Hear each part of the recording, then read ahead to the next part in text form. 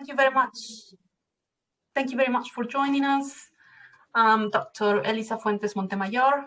I'm a senior research fellow at Scotland's Royal College. I am also an honorary senior lecturer at the University of Stirling, and I'm a board member of Bats Without Borders, and I will be your host today.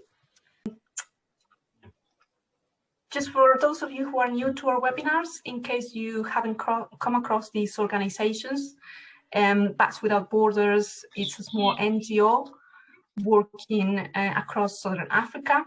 We also work closely with Bat Conservation Africa, who are a network of researchers, conservationists, and bat workers to connect people across mainland Africa and the surrounding islands. And we also are part of GBATnet, who are a relatively new network of bat organizations globally. And please do follow all of these organizations in social media if you want to find out more.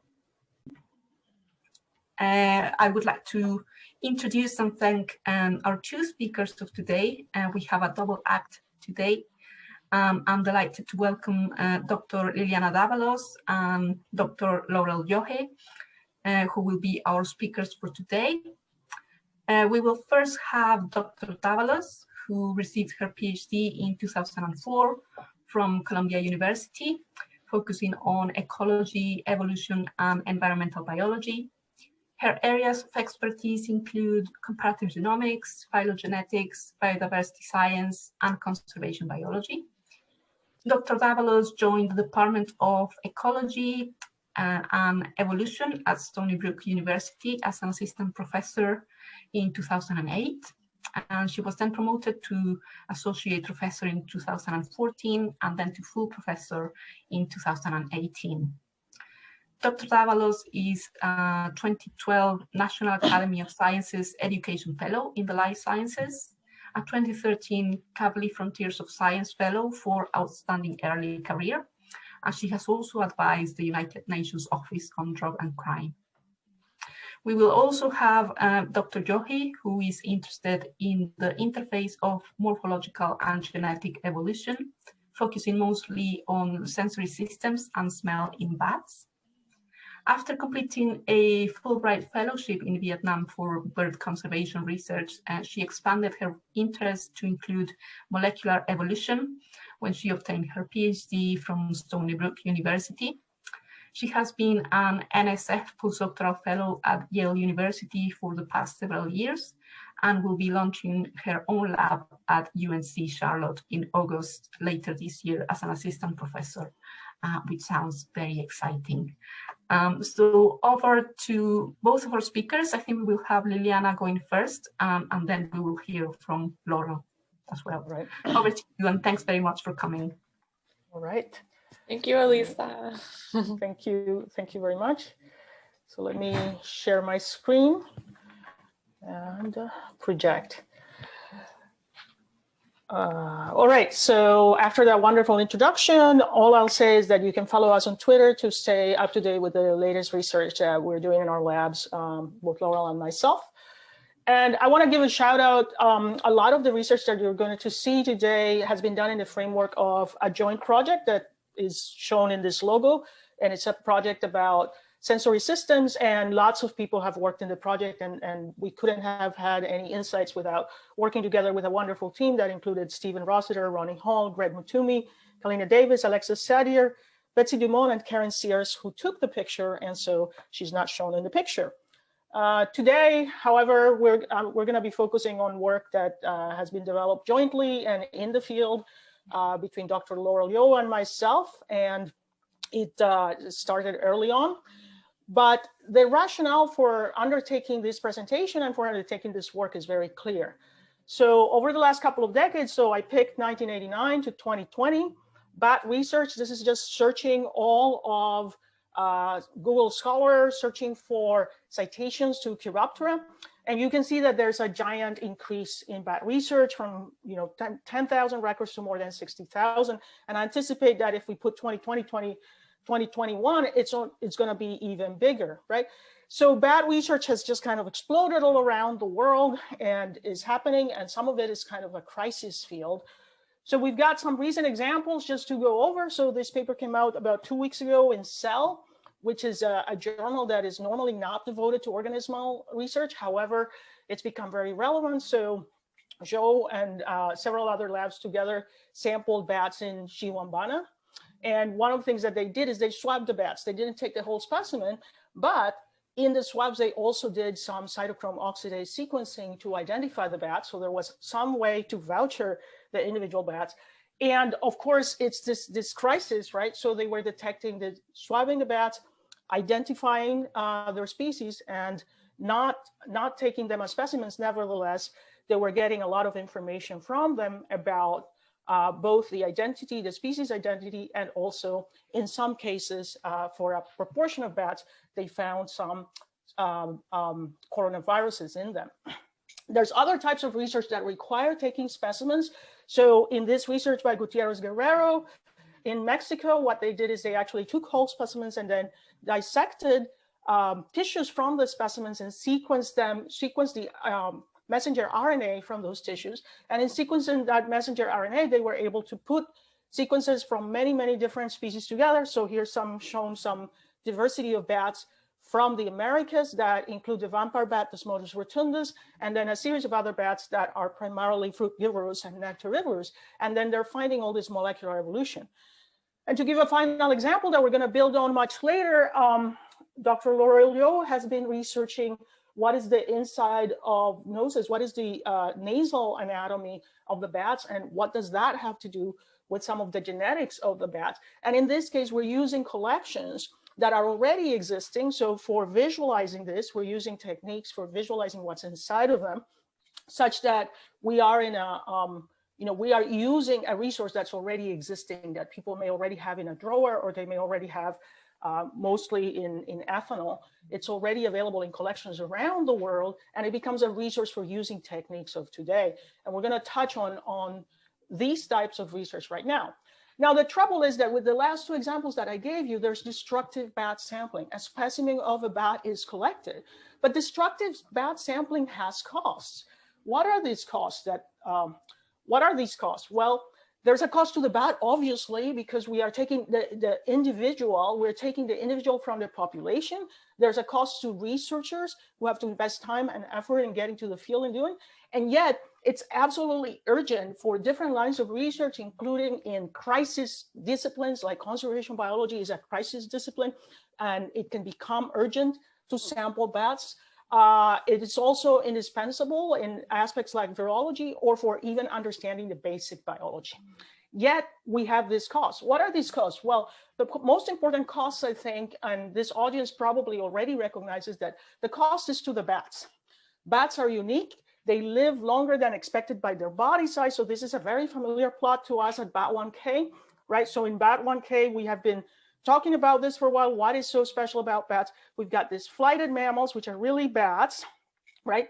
And they are falling in this very strange part, this very strange corner of the proportion between the body mass and longevity, such that bats can live a very long life despite being very small. So we're all familiar with the biology of other mammals, land mammals, that are actually mice or even marsupials that are actually kind of tiny and they have short lives. But bats are tiny and they have super long lives. This completely changes the way that they can respond to pressures such as collections, right? So for example, there is no real room for bats to have more offspring. So in this paper, we're actually looking across different mammals to see how many, what is the size of a litter for bats. And if you look at bats are right in the middle, right? The maximum litter size is really tiny. There is no room for any bat, for most bat populations with a few exceptions. There's literally no room for that bat population to suddenly recover and bounce back after a large collection has been taken. Nevertheless, the specimens are more necessary than ever. For example, in this paper that we published that just came out this week in Molecular Ecology, right? we used the information that we have received from genomes, which were annotated with transcriptomes. And the transcriptomes, the messenger RNA, is only available by collecting the tissue, which often requires, unless we're doing it from a wing punch, often requires collecting the individual. And without those transcriptomes and those annotations, it would have been impossible for us to, for example, really document across many, many species the absence of certain activators of inflammatory pathways across all of bats, or this natural killer cell, the differences between bats and other mammals in natural killer cell receptor ligands. So we have this conundrum, right, in which the specimens from bats are actually more necessary now than they have ever been before, right? We are in this moment of crisis where we have these crisis disciplines that require us to understand bat biology better than ever. And moreover, I want to bring up the concern that we can't just think about the present, we also have to look forward and think about the future. What is the future like, right? What might be useful in the future when we are taking these specimens? And so I like to share a quote that is kind of popular in the world of business, and it's saying you have to skate where the puck is this little thing that people are chasing around when they're playing hockey. You have to skate where it is going, not where it has been. In other words, we cannot be doing research in which we are only thinking about where things are right now. When we're doing research, we have to be thinking, where is it going in the future? What are some of the needs of the future that are going to, that our research, our collections, which are so invaluable, which taking these specimens is so valuable and so important, what is that going to be like? So to summarize this whole thing, well, every bat is precious. Every individual bat is very worthwhile, right? So we don't want to take, we want to add the maximum value that that specimen is going to have. So what is the solution? Well, the solution is to maximize this value of every collection for now, but also for the future, not just for now. But this requires a great deal of preparation and standard methods that we're going to talk about today. Laurel? All right, so if you want to move to the next slide. Yeah, so I guess by now, I think many of us have been able to see that museum collections offer a treasure trove of information to different fields of science. And I think recently there's been a lot of interest in capitalizing on museum specimens. And, you know, from locality information, parasites, et cetera, what is in a museum already and what has already been collected offers like a good chance to reflect on what the true value of a single specimen is. So as a thought experiment, this is a vampire bat specimen collected in 1953. When it was collected, it was likely intended for just a few straightforward purposes.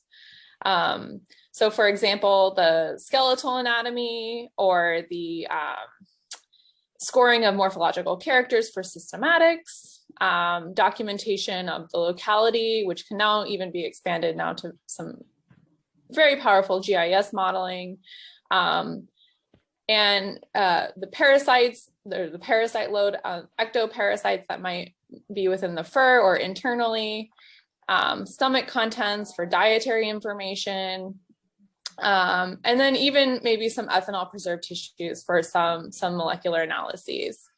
And all that's great. And from here on, you can go to the next slide. We've kind of expanded on all of those different, you know, basic research questions in many different directions. But the overall message is that the value of the specimen's worth may not be recognized for years to come. And when we collect a specimen, it needs to be preserved in every optimal way we can possibly conceive.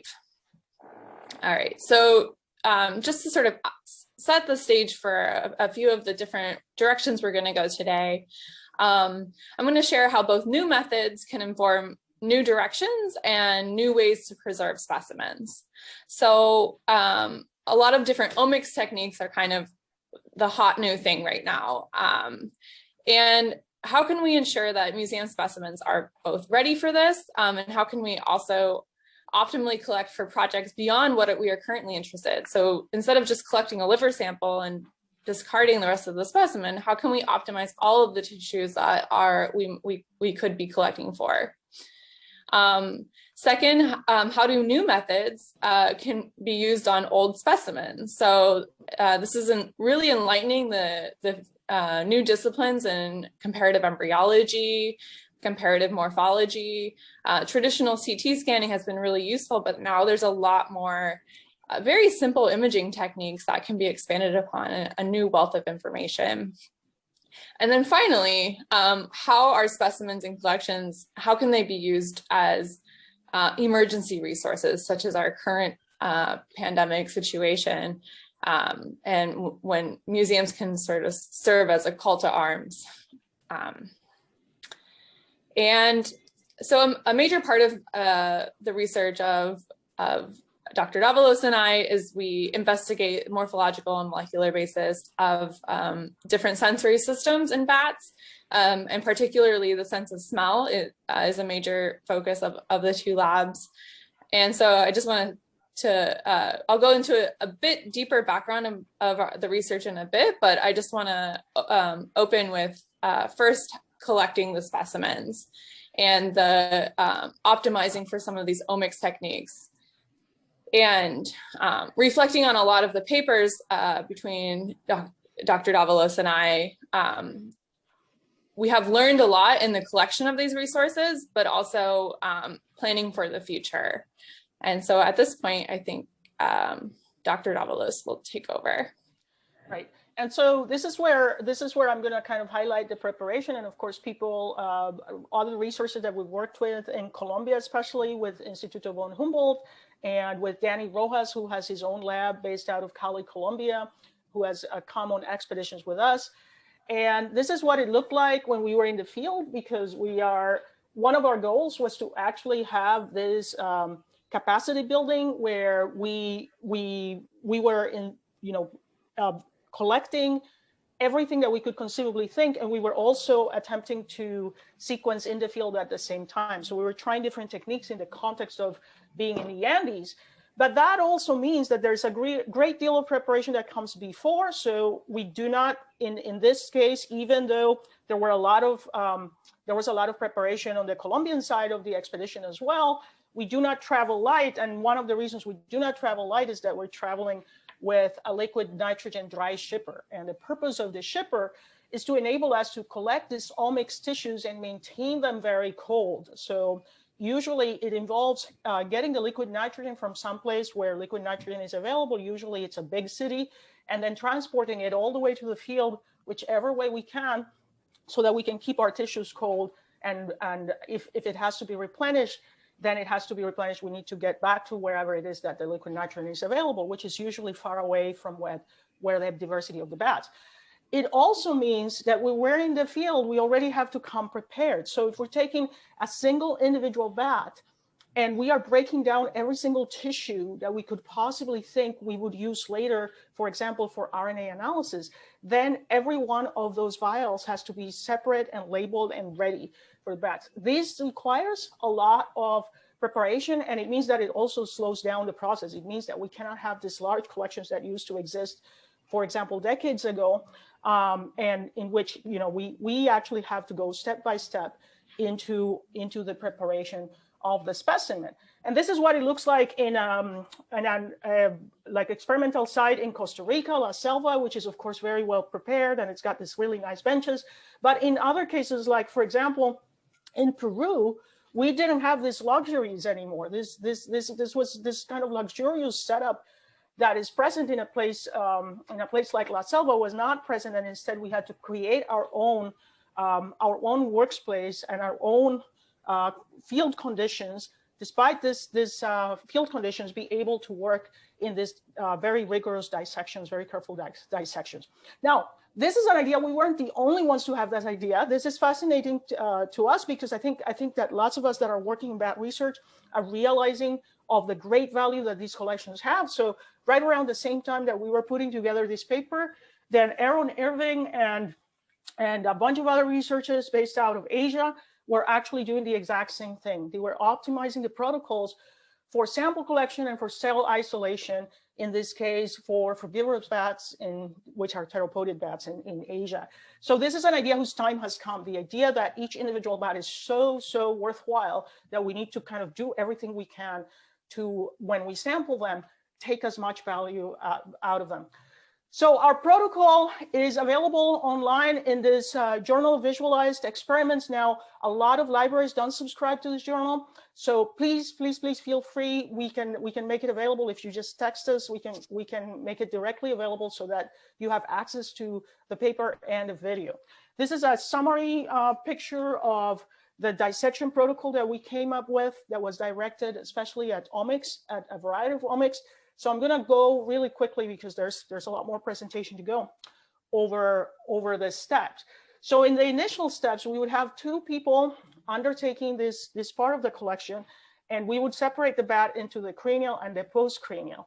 And then in the postcranial region, we had a diversity of tissues that we were sampling, and we are in the process of actually adding more to this protocol in response to other needs that are arising. So for example, we would begin from the neck down, lung, heart, liver, pancreas, gallbladder, intestine, and you can separate different regions of the intestine as well, ovary, the stomach, kidneys, the bladder, and of course the testes or the ovaries if there were present, and the reproductive organs. But then when we get another person is in parallel working so that the specimen is not thawing and the RNA is not degrading. So this is happening all at very high speed. And in this case, we are targeting the brain, and this is something I know that there are people in the audience who have been doing this in lab conditions. Remember that we're doing this in field conditions, so we're doing this wherever we can we're setting up. And so we've got this dissection with the sagittal cut and opening the skull and then scooping up the brain in places like La Selva where they actually have dry ice. This is relatively simpler to do because you can freeze the brain, but in other places like in Peru, we don't have access to dry ice, and then we just had to scoop it up and preserve it and put it in the liquid nitrogen. And then a preparation of the nose. So afterwards, working backwards, going into the cochlea, preserving the cochlea for future dissection, and then identifying the cribriform plate and cutting across so that the nose as a whole, for a lot of the work that Dr. Yohe has developed, the nose as a whole would be dissected secondarily. So sampling the tongue and then sampling the nose and preserving it really cold. However, I have to emphasize that while this part of the protocol is for taking whole specimens, it is not necessary to take whole specimens. It really depends on what you're going to do, right? And one of the great things about this paper that we wrote is that we also included techniques in which we grew tissue cultures from wing punches. And that's really something that we want to incentivize and to grow this technique so that many researchers around the world can use it, in which you take just a wing punch, and so it's a non-collection, non-individual collection. The bat is not taken as a whole from the wing punch, and we have a protocol for in the field growing the cells, right? And so that we have this primary cell culture, and these primary cell cultures can then become a source of DNA or a source of RNA from fibroblasts, so they can provide some information. So after all of this big production of going into the field with the nitrogen and doing this very elaborate dissections, what do we have? What do we get out of this? Well, what we get is, this is the RNA Integrity Score, and the RNA Integrity Score has a cutoff of 8. So if you've got values that are below 8, then it's not good, it's not reliable RNA that you have in your hands. But if you have values above 8, then you do have reliable messenger RNA in your sample. And we can see here from collections from different parts of the different expeditions that we did as a group together. And we can see that with the nitrogen, we've got above 8, we have been able to have very good RNA integrity for the most part. There's some exceptions here, especially where there was a situation in which the liquid nitrogen tank couldn't fly across the Andes. And so we have some variance. But overall, for the most part, the majority of the tissues have been preserved up to the standard that's going to enable us to analyze that RNA and to actually discover what are the differences in expression across different tissues for particular species. What else can we do with this? Well, there's a diversity of things that we can do, and it depends on the purpose that you have. And again, remember that we're thinking about the present and the future. So for example, high molecular weight DNA is something that's become, Bat1K is really pushing very hard for having very high quality genomes that are actually not just sequenced in little pieces, but sequenced in very long reads and also sequenced with optical mapping. And that means having very high molecular DNA. And there are two ways to preserve high molecular weight DNA: all protect, which is an expensive proprietary reagent, or flash frozen in liquid nitrogen. But RNA later, FFPE, which is formalin fixed paraffin embedded tissue, and cell growth media are not good ways to preserve that. Low molecular weight DNA, which is Laurel mentioned earlier, people, for example, taking a piece of the liver or the muscle and putting it in ethanol, that was the way things were back in the 19s, for instance. You can get some low molecular weight DNA, but you can also protect with all protect, flash frozen, or RNA later is a good source of that. And you can see RNA proteins, right? If we want to actually get proteins, then flash frozen is an ideal way. But if you want to do cell cultures, you don't want to flash freeze that tissue. You want to start the cell culture right away and have some medium. So this is other pieces of information that you can find and the video to go with it. So we decided to use a video format because it would increase the replicability. Many times when we're trying to learn when we've gone side by side with other people, we need to show other researchers exactly where a particular tissue is located or how to section it. And we thought that the video. So I want to emphasize once more, if you just joined, just text us through, send us an email or text us on Twitter, and we will send you the video and the paper to make it available to you. I'm going to switch it over to Laurel. All right. So yeah, just to wrap up there, I think, the underlying message is to cherish every ounce of the specimen, optimize for future research, not just for your project, because you never know when something will become relevant. All right, so switching gears a little bit here, focusing, I call it Morphology 2.0, because it's kind of building on a lot of the comparative morphology, geometric morphometrics that have been done with just CT scans or just standard morphometrics by measuring skulls and museums collections. And I'm just going to introduce now the research system that Dr. Dávalos and I focus on, just to set up the methods then that we use to apply and study this question. So most bats are insectivores. And they are well adapted for finding flying targets using echolocation. However, within the group of phylostomids, they are well known for their radiation of a diversity of different dietary niches. So in addition to insectivores, this also includes the vampire bats, a bunch of nectarivores, a suite of frugivores, bats eating all different kinds of fruit, and this is a lot of this is I know a lot of people here might study the pterophoto radiation as well, and a lot of these concepts are relevant in parallel of understanding these different evolutionary processes. So next slide. So what we know about these bats is there's a lot of well-known and established morphological adaptations that accompany this dietary diversification that optimize for the consumption of these foods. So for example, go back, the bats that feed on figs have really strong bite forces. The nectar feeding bats have these elongated palates for lapping up nectar. But how do these bats actually find their food? Next slide.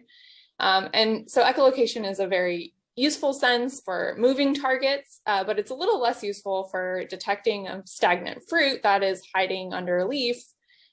Next slide. Especially flying around in a cluttered forest in the dark. So next slide.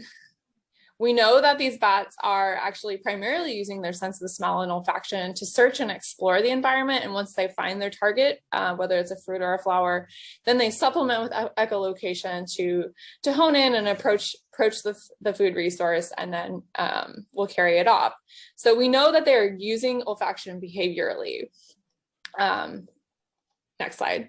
But how do they actually, so there must be morphological and molecular adaptations associated with this reliance on olfaction.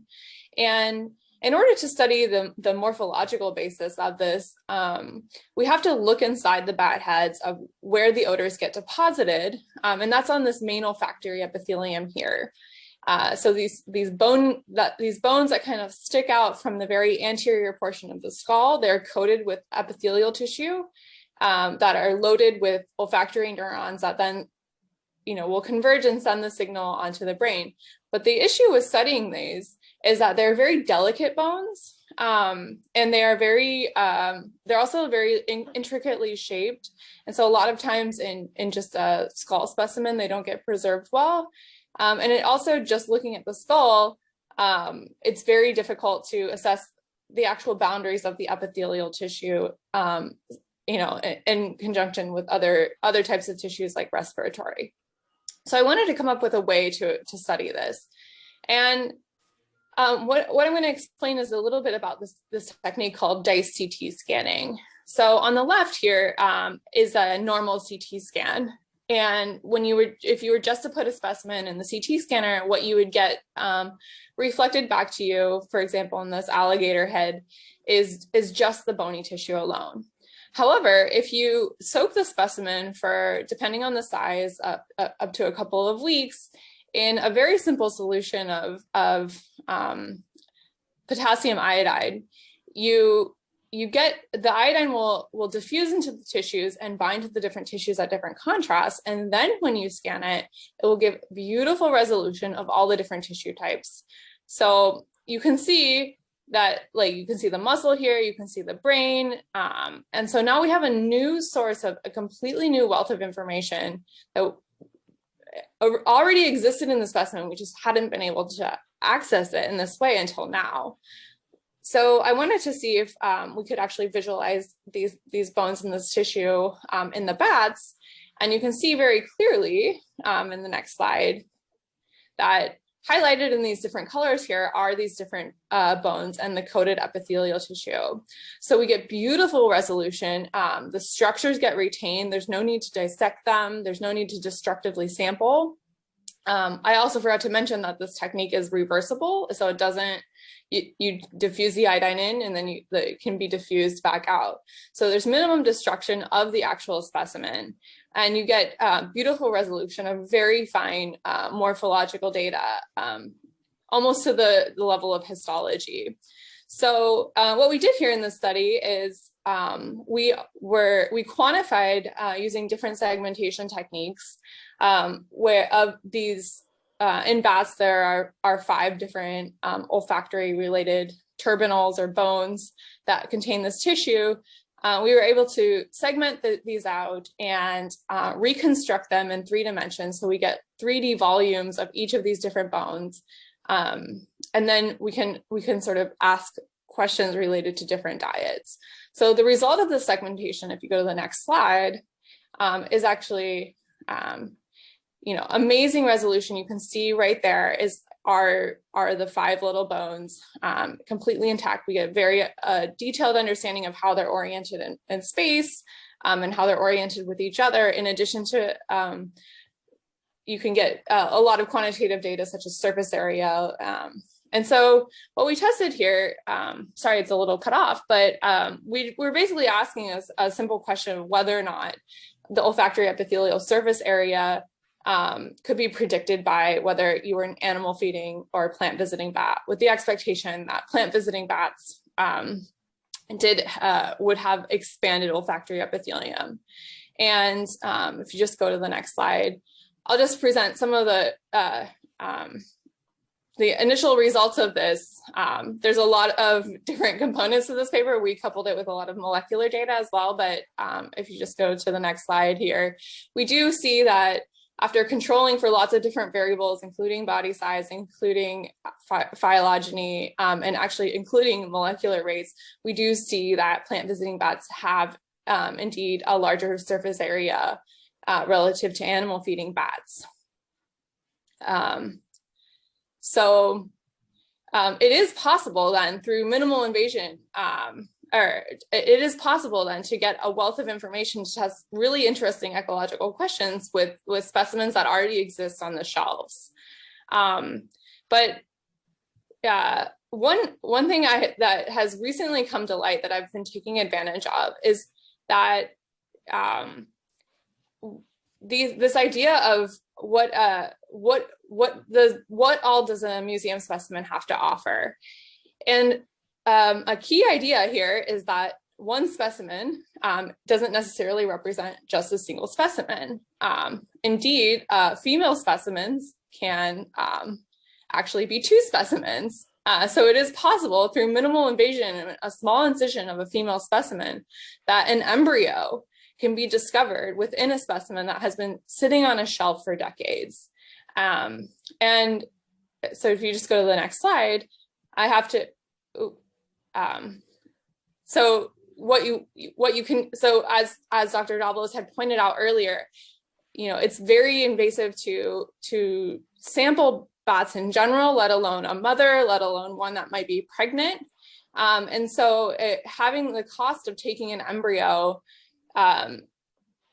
when there are already some that may already be available is amazing. And so applying these similar iodine CT scanning techniques, we can get amazing morphological data of embryo series, even back to very early stages. This is just one series of one specimen, all from museum specimens that were sampled decades ago. We now have beautiful resolution of all different types of questions. And so, you know, in even these tiny structures, these tiny delicate bones, we're getting resolution of the developing olfactory turbinates, for example, that we've never been able to visualize before, all from a wealth of data that we never really knew existed. And so I just want to emphasize that, you know, if you think creatively enough, there's a lot of different directions that can be taken without actually having to sample further. And optimizing these museum collections in new ways. I think there's a lot of potential there. As new techniques have been developed, we can use them on old specimens. Right, and I just want to point out that the gentleman who was pictured in the museum collections is Dan Urban, who actually went through hundreds and hundreds of individual female bat specimens that have been collected decades ago. And he identified the ones that had embryos, and that's how those scans came about, which is an amazing resource. And we want to emphasize again, every specimen is precious, and there are specimens from the past that can help us. So we want to wrap it up and talk about these emergency resources where old tissues and new methods can inform our crisis, the crisis that we find ourselves in. And it's possible relationship with bats. So of course, we all know all around the world, we're experiencing this coronavirus pandemic. This is from 2020, right? When the United States was prepared, well, was really not very prepared, but anyway, so people were just talking about it in the future. Of course, now we find ourselves throughout the world is engulfed in a pandemic. And immediately there were these discoveries that relatives of the human pathogen were circulating in bats, but these were distant enough, they were close enough that we know that they're related, but they're distant enough that we know that they're not really the same as the human pathogen. And one of the things that emerged very early on when so many human patients were experiencing was the loss of smell. So this was fascinating because, you know, of course, Dr. Yohe and myself for a while have had this interest in the evolution of the sense of smell across bats. And we thought, well, what if we kind of form the bridge between these two things? So we put together a team. Again, this was all kind of happening in a mad rush last year. And this is a team here, pictured Dr. Angelique Corthals and Dr. Anjan Bular, who are other PIs on the project. And the project is called Bat Nasal Goblet Cells as Immunohotspots for Infection of Coronavirus. So what's the idea here? Well, the idea is to actually look inside the bat heads in specimens that were already available, that we don't need to go to the field, and figure out if the tissues and the cells that are present are actually parallel to the ones that are in humans or have some similarities. The reason for this, and it's fascinating because Dr. Yohe has been working on this for so long, on these anatomical details, that even though in humans, we often compare ourselves to the mouse model, in fact, the anatomy of the nose of mice is actually radically different from the anatomy of the nose of humans. And she's going to tell us more about it. So yeah, so basically there's two key reasons to focus on the bat nose in relation to trying to understand the pandemic. And the first is that bats and human noses actually are continuous. So the respiratory and olfactory epithelium are within the same chamber. So when you breathe in, you know, your respiratory and your smell are kind of concentrated and very closely together, where it's actually separated by bone in rodents. Second is that highlighted in pink here is an organ called the Vomeronasal organ, and it's present in most mammals. It's important for social chemical signaling. However, humans, in adult humans, it's absent, and it's absent in most bats, though there's actually some bats have it, some bats don't.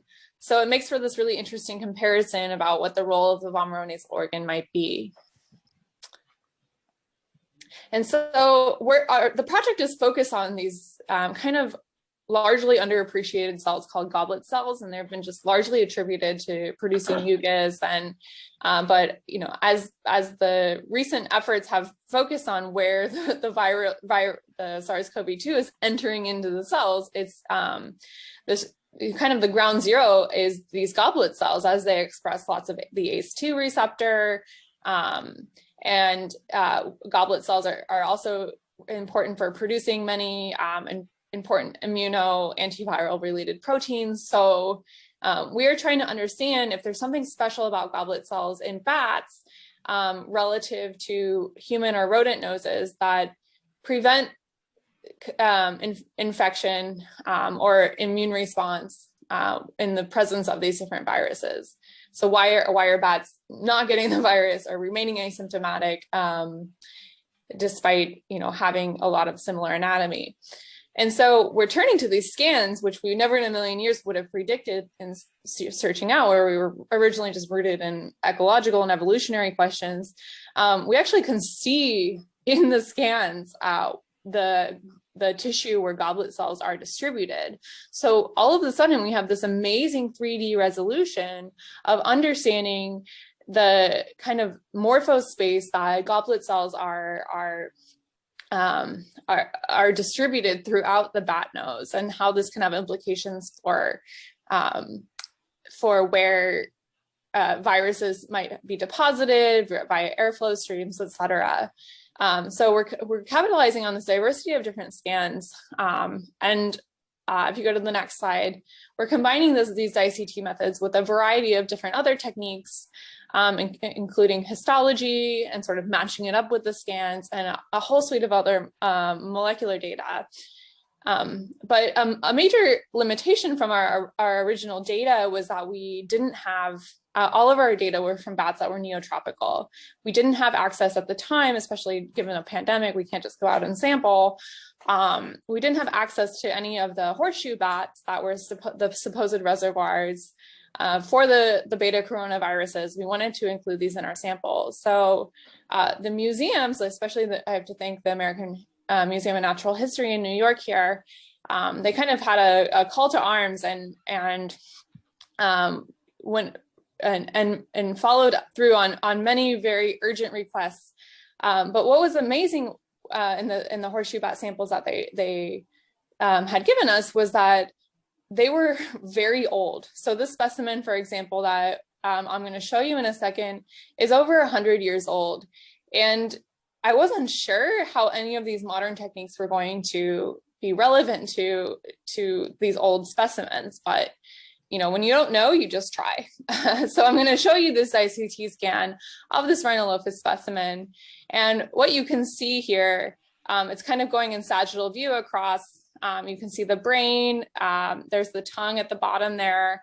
That basically the method to walk away with this, just from this video, is that the method works quite well. And if you go to the next image, you can see just like a screenshot of it. Or just go to the next slide. Yeah, you can see just a slice through the head here. You get incredible resolution of these glandular tissues.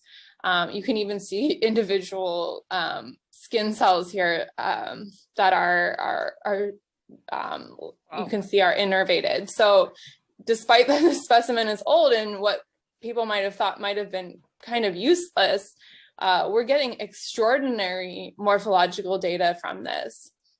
And then we kind of are combining this information from the scans with some histology data. And if you just go to the next slide, again, I wasn't sure how well this is just H&E staining, the histological techniques would work. But when we prepared the slides, you can see, I just want to point out here, this is a blood vessel within the nasal cavity. If you go to the next slide, like it looks like these blood cells were basically sampled yesterday. So we're focusing on different elements of the different epithelial tissues and kind of matching them up with the CT scans. But I guess the major message that I want to focus on is that you really don't know how useful something is going to be until you try. And something that I think might have been dismissed as not so useful because it was old. We're not limited by these things. It just takes a little bit of creativity and thought, and we get beautiful resolution and very informative data that are informing us about how viral entry can occur or not occur in bat noses. So with that, I just want to emphasize that museums are a powerhouse of resources when there is a sudden shortage of material. But again, this comes with the preparation of the museum. The museums have the foresight and the ability to house these tissues, ability to house these specimens. So they are there when it is most needed most. It is up to the scientists to continue to collect the material and continue to collect it in responsible ways such that it is available in these times of need. Right, and yeah, I want to echo that, and we want to thank all of these various researchers around the world and museum collections that have helped us, teams that have gone out into the field, and finally, I want to thank the members of my lab who've gotten to hear various parts of this story at different times. Thank you, and thank you for inviting us. Thank you very much both for that amazing presentation. I think everyone can agree that those images are just amazing. And as you say, just thinking that some of them come from really old specimens and thinking about all the information you can get from them and all the applications and useful applications it can have, that's been really enlightening, at least for me. And can I just say that the histology preps that we were showing this, when we were discussing it with the people who are going to do the histology preps, the first thing they said is like, we'll try, but don't expect anything at all, right? Yeah. We're saying, so a lot of people will give you an excuse, especially people like we work with the pathology department here at Yale, and they're used to dealing with like fresh rodent models, experiments, and fresh human tissue. They had never had a bat sample before, let alone one that was 100 years old, and we had no idea exactly the medium it was fixed in or whatever. So if you do, a message, especially to young scientists out there, is like you will get a lot of pushback, and if you just politely push forward, a lot of times it'll work out in your favor. Right, and then the other thing that I would say is that they were kind enough to go ahead and try, right? Despite their skepticism, they were kind enough. So that's a very important, like I want to make sure that comes across as well. That while they were skeptical, they did try it, and that's how we got those amazing images. Yeah, and I was also that's crucial.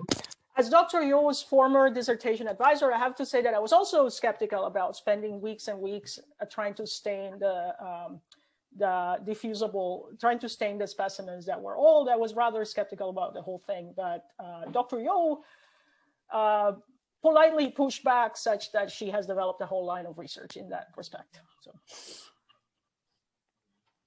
Yeah, no, that's really, really impressive. If anyone has got any questions they want to ask or post in the chat, so we have a few minutes to ask Liliana and Laurel.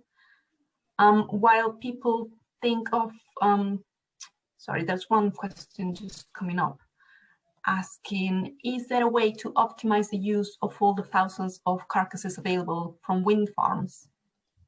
So yeah, I guess it's, you've been talking a lot about either new collections or museum specimens, but yeah, I guess there's lots of other opportunities, like, for example, carcasses.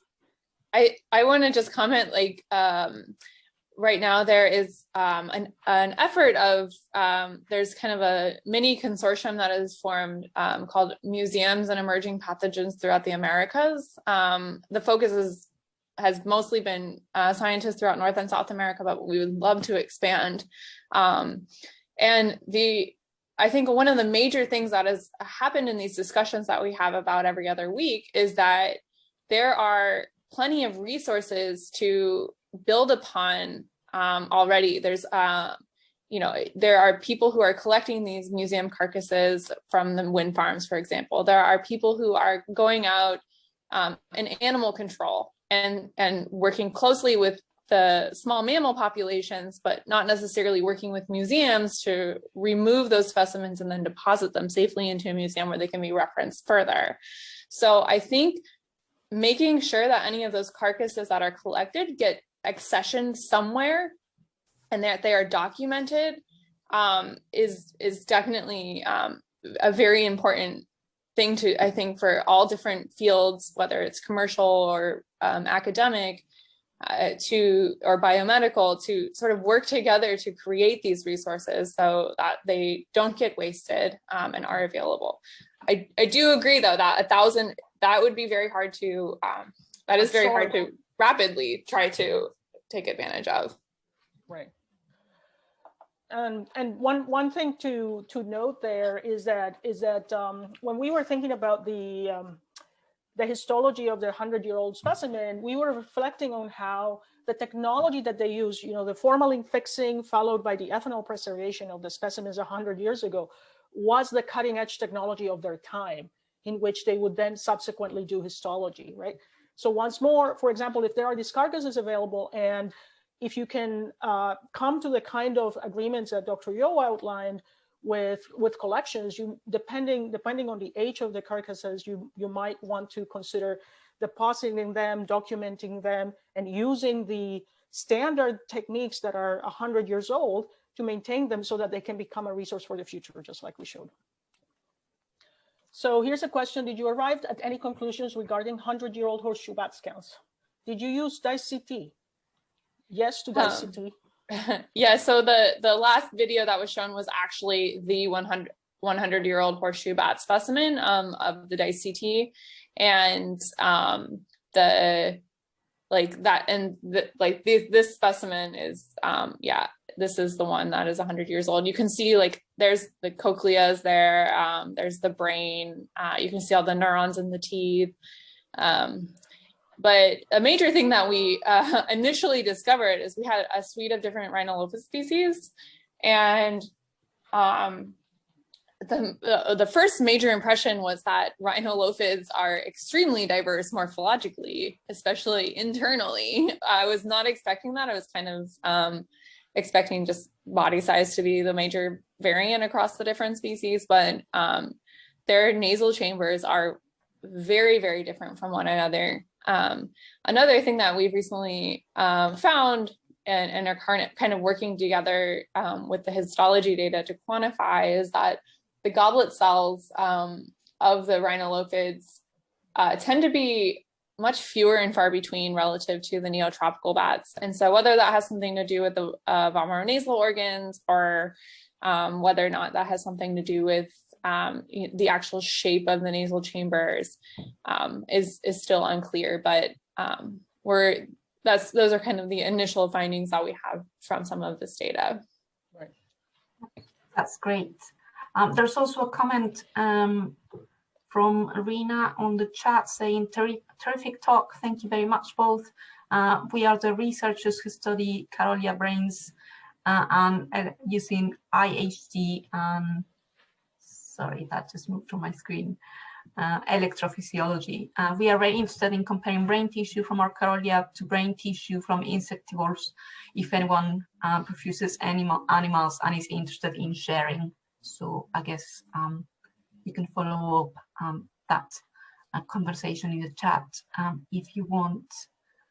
Another question from Pedro Aguilar. Any hypothesis behind the loss of the Vomeronasal organ in most bats? I guess plant-eating species retain them? That's a good, very good question. And I've done a lot of work on this. I would recommend our evolution paper that was published in 2017 discusses a lot about this, but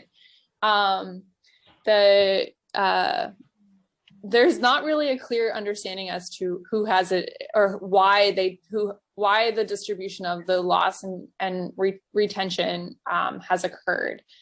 So Phylostomids and Miniopterids are the main two families of bats that have retained a fully intact and functional vomeronasal organ. Both have no real ecological commonalities with those two families. Phylostomids, there's even variation within the family where some phylostomids have then subsequently lost it in much more recent times, such as like the Caribbean nectar feeders. So I haven't been able to come up with a clear reason as to why. It seems completely decoupled with any sort of sensory trade-off or shift in ecology of any sort. My only tiny idea that I have is that there's some sort of selection on the skull that either makes room for the vomeronasal organ or does not. And so that's kind of my off the record, unmeasured idea behind it. But in terms of a straightforward answer, I wish I could give it to you, but we have not been able to identify it. It's a very interesting evolutionary story though. And there's also the looking at the receptors that actually tells this story, which you published, Laurel, in 2019, I want to say. The looking at the evaluating the receptors tells us that the common ancestor of all bats had this organ. So, and that's interesting because we are talking about all bats, you know, the beginning of the families of all bats, just having had receptors and then losing them. And we can tell thanks to the molecular evolution of those receptors. Yeah. I was also interested in, so you looked at the differences in the olfactory system of plant-feeding bats and insectivorous bats as well. Could you also look in a bit more detail, say, for example, within the plant-feeding bats, whether or not the degree, like the breadth of the dietary niche, was that also reflected into any sort of morphological adaptations to detect particular plant species, for example? That's a good question. And I do think like this was a really sort of rough and initial investigation of the data by just sort of binning it largely into plant visiting animal feeding. However, I do think like the story is very complex. That's sort of a general trend that we found like a slightly larger surface area, but there's a lot of different interesting things going on in terms of, for one, the individual bones. They seem to be some seem to be more variable across species than others. So that the actual individual like of those different colors that I showed you, those across species will be very variable with one another. In terms of looking at relationship to different plants, I think also connecting it with the molecular data, the actual receptors that are expressed in this epithelia is another project that we've been working on a lot. And even just, for example, within the Corolia genus, which is a piper specialist in the neotropical piper, But some species are more specialized on piper than others. So we've been trying to associate the molecular evolution of different olfactory receptors with particular piper specialists, with the intention that we will hopefully have some candidate genes that we could apply to understand the piper volatiles and the interactions with the plant compounds. So olfaction is very complex. That's sort of a but I do think it is possible to narrow in on different areas for more specialist and it's available, that paper about Carolia relationship between dietary specialization and molecular evolution is available as a preprint. So if you go to our websites and you search for preprints, you'll find it, and it's available free, so you can just have a look at that work. So there's a question: have you saved all of your samples for future scientists? And the answer is yeah. Yes, but they get used up. Yes, that is especially the molecular frozen samples. There's only a pancreas is only so big. So or the olfactory epithelium is only so much. And so when you need to extract the RNA of the samples, and especially if you need replicates, et cetera, we do try to save every piece of it. And I think especially through this pandemic, like Dr. Dávalos's lab has been able to provide spleen samples or to different projects. But it does require to be replenished every once in a while as well, yeah. Especially as expression studies require replicates, et cetera. Yeah. Great. Well, I think that's probably all we have time for. We've already taken up more than an hour of your time. It's been fabulous for me, really enlightening and just impressive to see all of these images and all we can learn from new and old samples, but also to see the kind of knowledge gaps and all the questions that are still there to be answered.